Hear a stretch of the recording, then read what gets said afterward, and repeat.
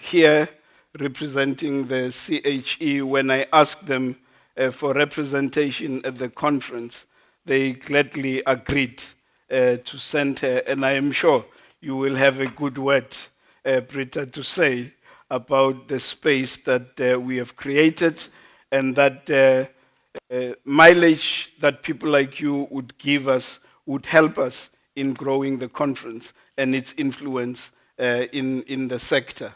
You know, Professor Halakhala, you have been acknowledged, and Prof. Temani, you have been acknowledged. Thank you so much for always loving the space that we give. I'm going to give a talk, ladies and gentlemen, and immediately thereafter, I'm going to ask, as per the program, you'll see Prof. Temani and Prof. Ramukhali and Prof. Van Staden will give a brief response to my talk. The team will have to time me because I can really just get out of control. So they will have to time me and really talk to me about my time limits. But I want to do justice to what I want to talk about today.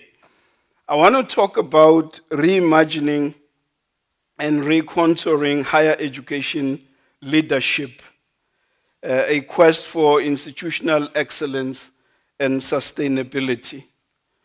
I'll first give a context of why I want to talk about this.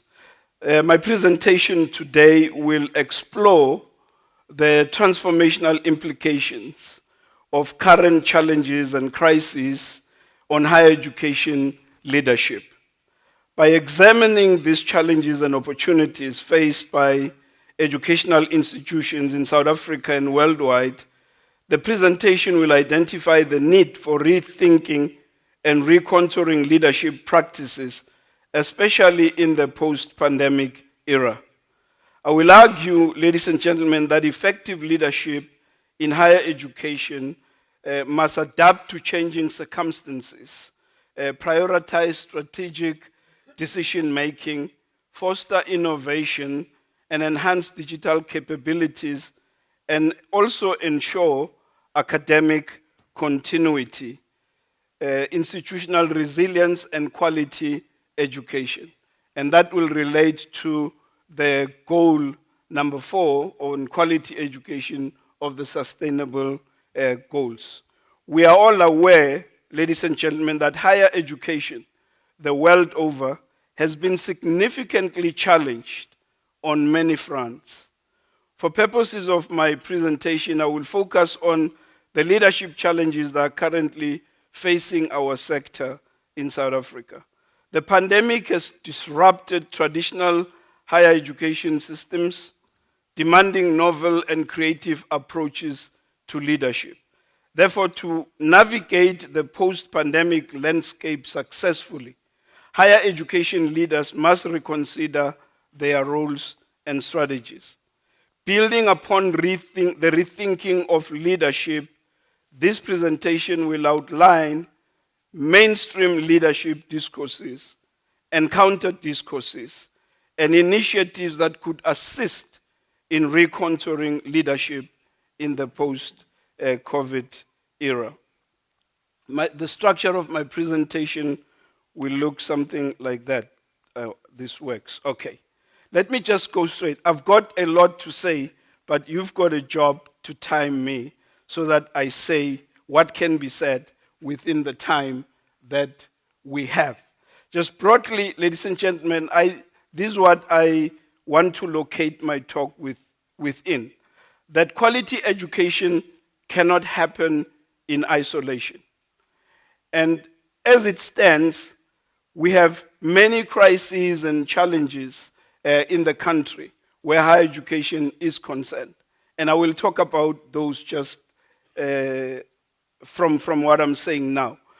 It's therefore important that the role of leadership be recognized in creating stable higher education institutions. The impact of leadership on higher education's core business is important. We need to talk about the scholarship of leadership discourses as well.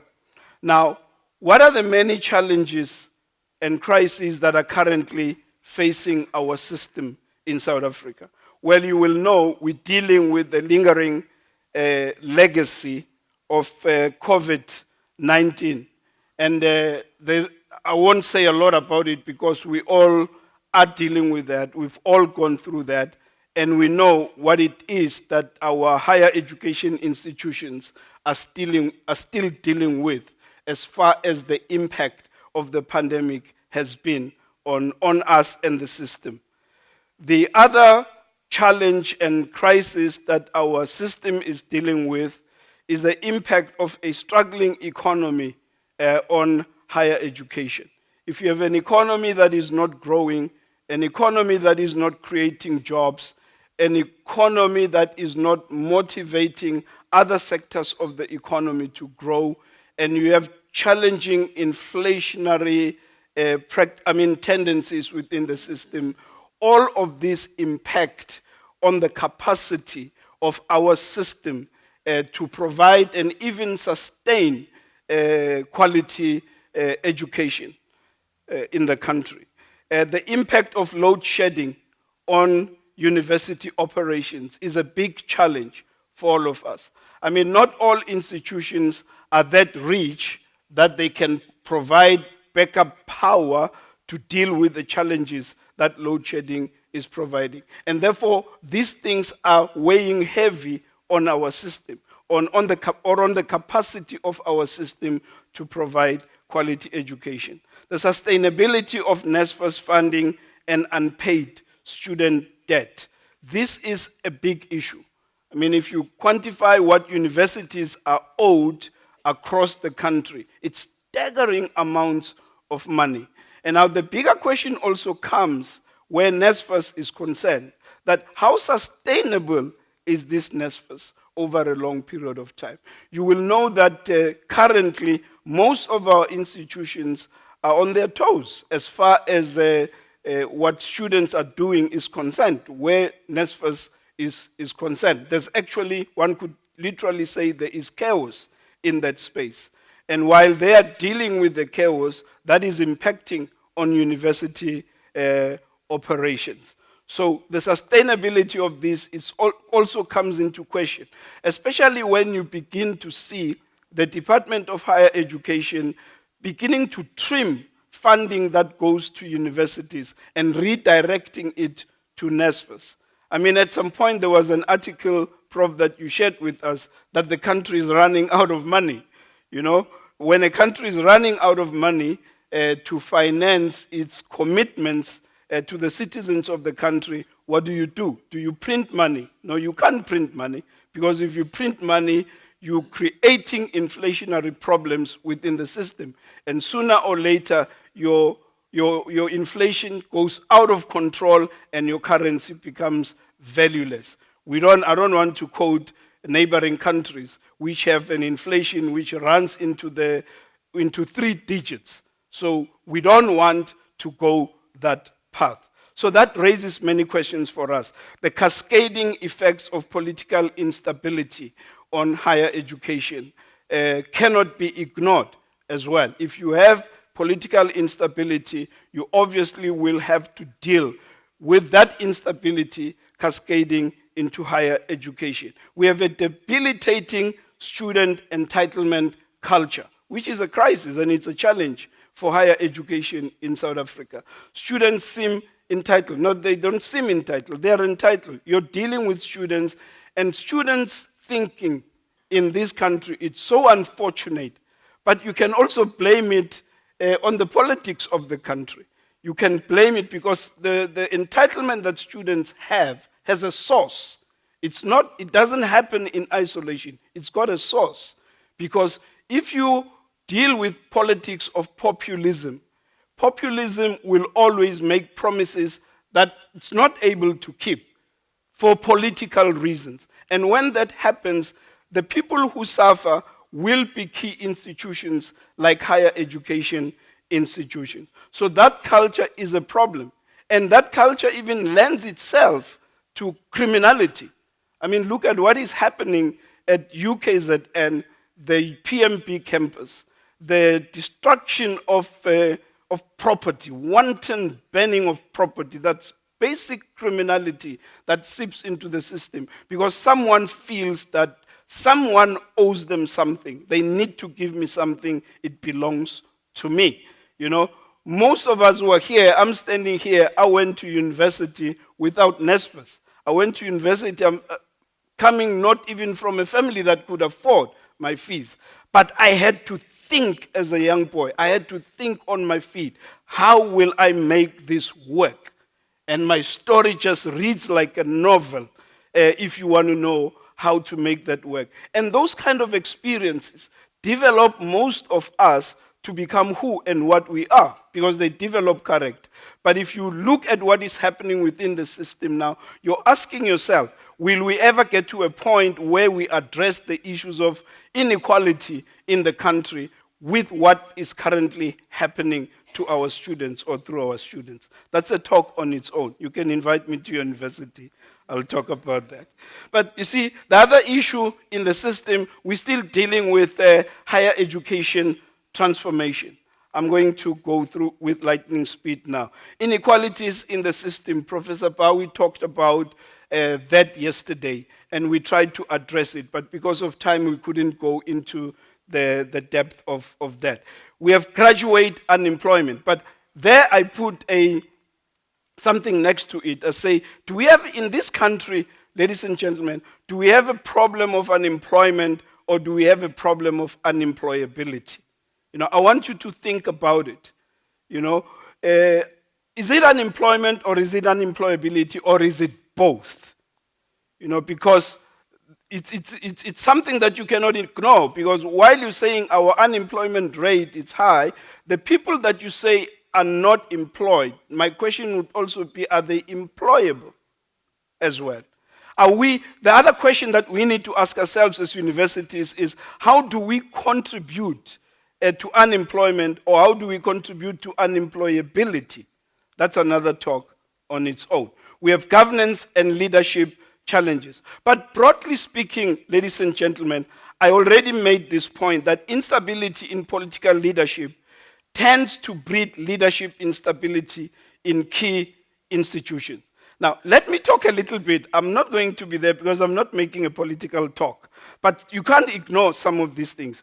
If you look at what's happening in state-owned enterprises, what we call SOE, because I'll navigate back to my talk about leadership, but I'm trying to let you go with me on why is it that I want to talk about this and what's influencing and informing what I'm saying. Look at SOEs in a country. I won't talk much, but I'll just quote them, because what does it all boil down to? Does it boil down to money? Does it boil down to the fact that there isn't enough money to fund our SOEs? No. Look at the SABC. What happened to the SABC? There's another point that I want to throw in there on the issue of cadre deployment, which is a policy of the governing party in the country. But what has its effects been on our SOEs? What has its effects been on Transnet? What has its effect been on PRASA? What are the effects on ESCOM? What are the effects on the SABC? What are the effects on DINEL? What are the effects on the post office? The post office has been a thriving business in the country, but what has happened to this? I can go on and on and on. For me, it boils down to leadership, and I will come and talk about the issue of leadership, what leadership is and what leadership is not. And as higher education institutions, we can't ignore some of these things because they also impact on us. If we are silent, we will receive the effects of what is happening outside of us because we are failing to address this or even to challenge some of this in public platforms. What are the pertinent questions that we need to look at where leadership is concerned?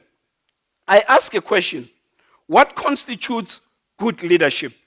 In fact, ladies and gentlemen, I ask another question: is there such a thing as good leadership? or bad leadership? Because by definition, when you talk of leadership, when you say someone is a leader, they are a leader. You can't say, maybe you could say they are a good leader. But when you say a person is a bad leader, I don't think there's anything such as a bad leader. You are either a leader or you're not a leader.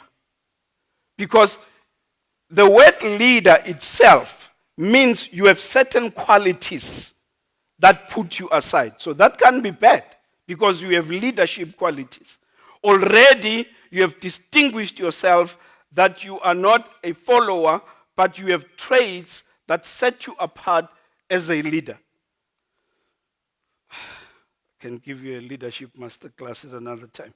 What makes a leader, ladies and gentlemen? And what do leaders do?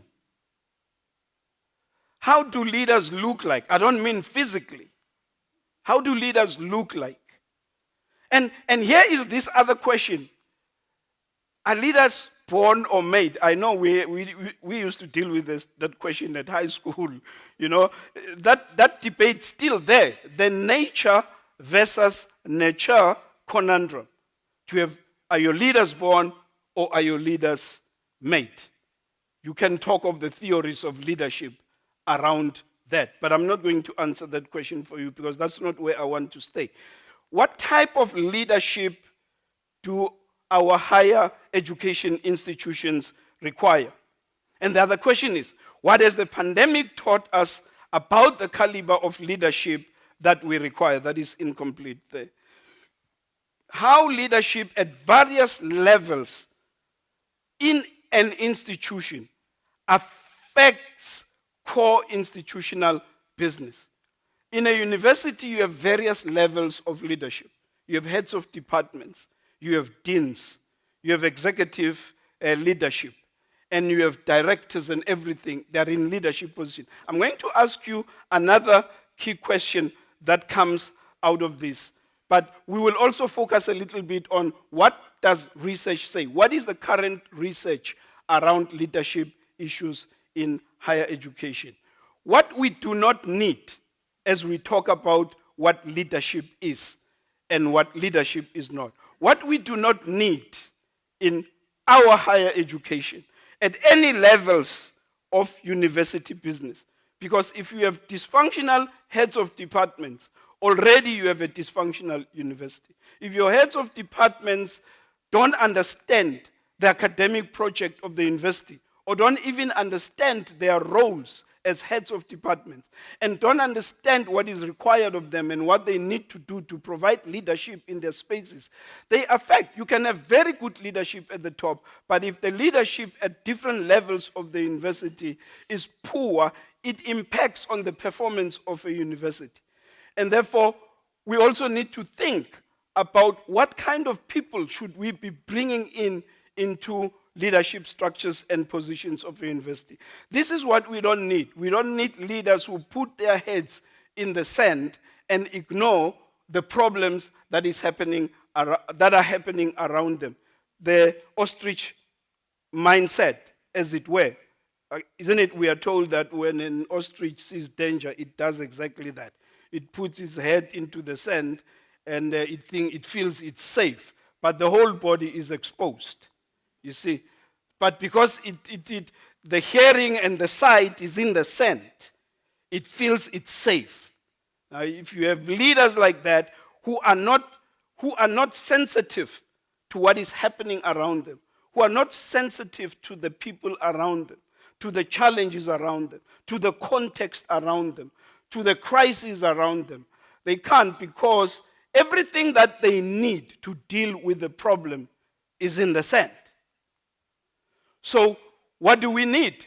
All organizations need visionary leadership.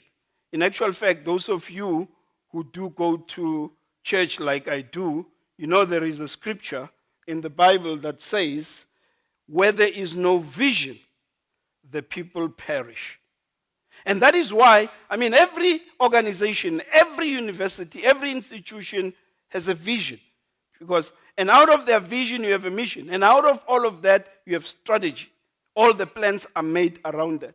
But where there is no vision, everyone goes into any direction that they want. So what we actually do require, we require visionary leadership. If I have time, I will come back to that.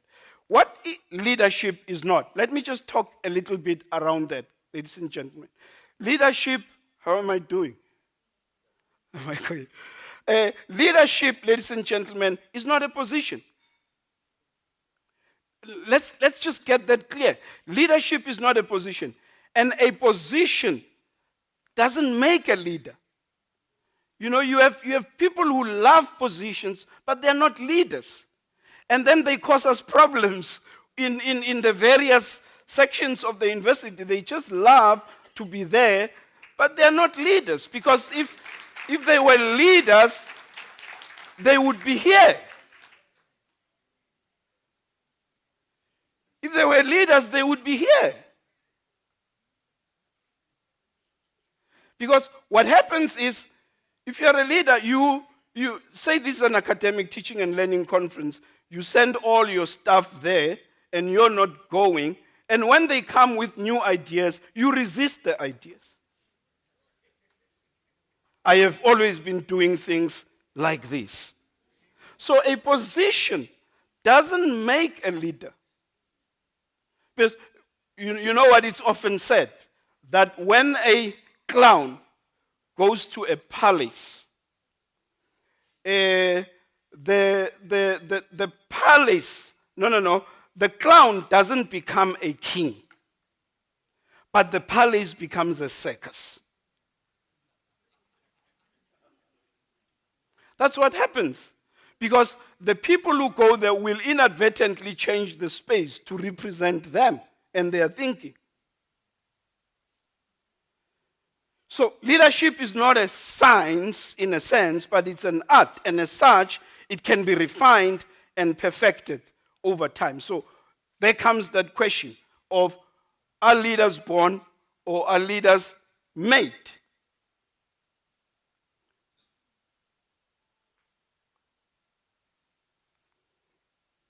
What is the mainstream leadership discourse? I don't think I have the time to go through all of that, but you can see nothing is needed more than leadership in a society.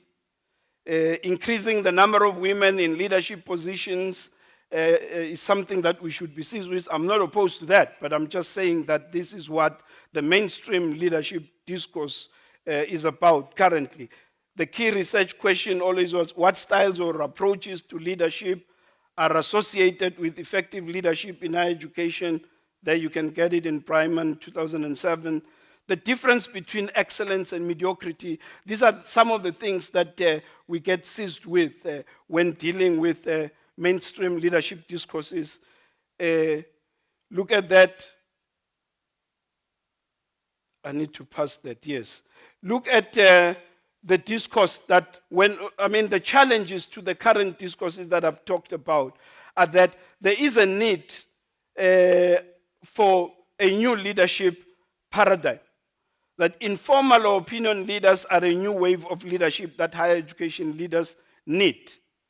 According to Suerin and Holmberg, they suggest that leadership in higher education is an ambiguous and contested practice. You can go on and on and on. But if you read about it, you will find what the mainstream discourse is about what leadership is or what should construct it. But then you find this new thinking about leadership that comes in to say, but we're looking at the wrong things. We're dealing with the wrong things. Actually, if you look at the last point there, one of the main things that come out of this challenge is that leadership should move from the rest of what we are saying to influence, because leadership is about influence. You know, good leaders influence their spaces. And if you're a good leader, people don't struggle to follow you. They don't struggle to follow your ideas. They don't struggle to be led in your spaces.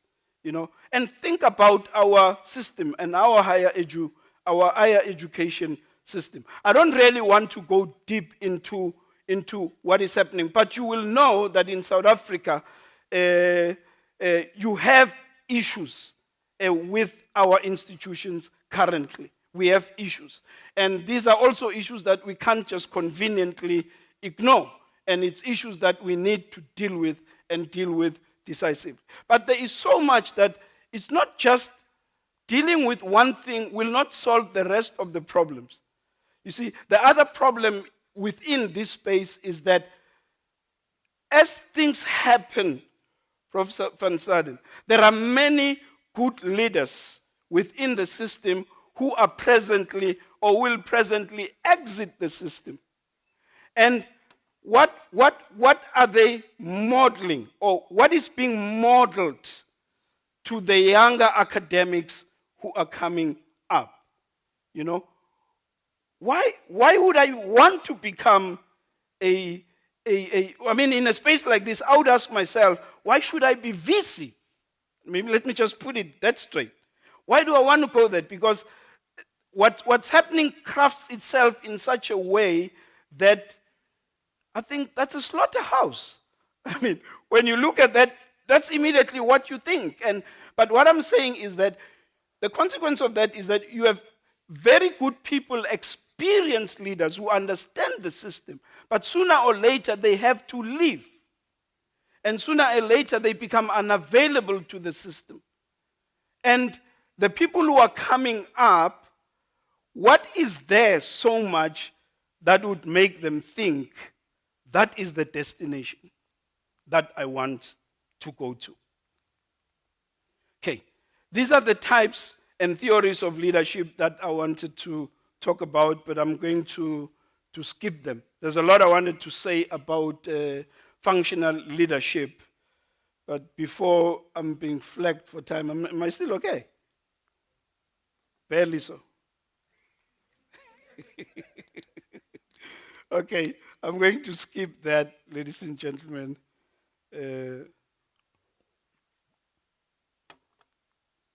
And come here. This is what you may want to read, this reading list. You may want to read a bit about this to understand more deeper the issues that I've been raising. You know, that's a reading list that I've been looking at. But it's got very interesting concepts and ideas about leadership. There it continues. Again, reinventing leadership, distributed leadership, beyond leadership, zombie leadership, demythologizing leadership. Is leadership a myth? In conclusion, ladies and gentlemen, let me make my favorite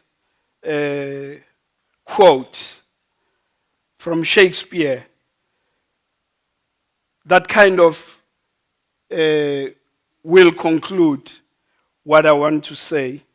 And I just felt, as I was working through this, I just felt a sense of urgency for what really needs to be done to make sure that we function, to make sure that the sector functions, to make sure that we get the right people that function, the right people who understand the system, the right people who understand what leadership is and what leadership positions in a university mean. Shakespeare says there's a tide in the affairs of men, which taken at the flood, where is it? What happened? Which taken at the flood leads on to fortune. Omitted all the voyage of their lives is bound in shallows and miseries. And then he says, on such a full sea are we now afloat, and we must take the current as it serves or lose our ventures. I thank you, ladies and gentlemen. I hope I did my job as far as that is concerned. I wish I could have gone more and more, but I don't want to affect the program. We already challenged. So I'm going to ask my respondents to come to the stage as I go off the stage. And in no particular order, you will give them the microphones, they will respond, and I will sit. These are veterans in the sector, so I guess they know more than I do. They'll probably say, give context to what I've been saying. But I will not be coming back to the stage. Have a great day further, ladies and gentlemen.